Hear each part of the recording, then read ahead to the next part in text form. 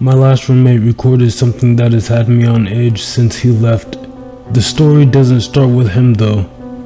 It starts with the roommate he replaced. The guy before him was a stoner by the name of Greg. Greg and his girlfriend went to bed one night blazed out of their minds, and he woke up covered in her blood. She had been stabbed to death. They never found the murder weapon, but he was found guilty all the same. The idea they had was that he must have done it under the influence and had no memory of it or what he did with the weapon.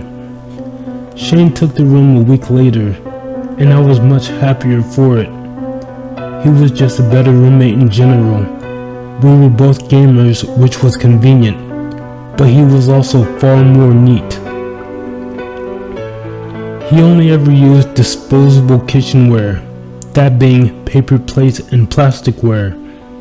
I don't know if he heard about what happened before he moved in, but Shane seemed far more wary than the common man.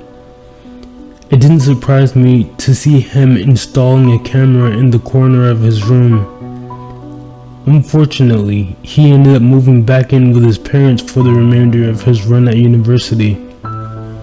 About a week after Shane moved out, I received a micro SD card in the mail. It was the same type used by the camera that he had set up to record his bedroom. There was no return address on the envelope, but my name had been written across the side as though he had dropped it off rather than mailing it. What I found on it scares the shit out of me and has me thinking that I don't need to ever have another roommate.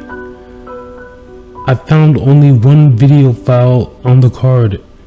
It shows Shane's last night here, sleeping in his bed, when his bedroom door unlocks and I walk in. By the look on my face, I was sleepwalking. I walked over to Shane's bed as he woke up. "What the fuck?" he yelled, not realizing exactly what was happening. With precise mechanical movements, I slammed a knife into his gut several times.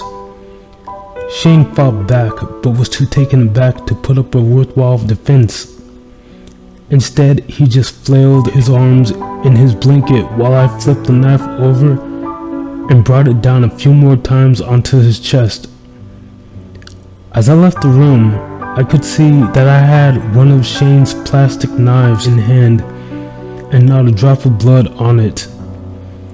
Wide-eyed and shaking, Shane crawled out of bed, picked up the camera and turned it off. I've been on edge about this since I saw the video this morning because someone just moved in yesterday, and I can't bring myself to warn them about the danger they might be in.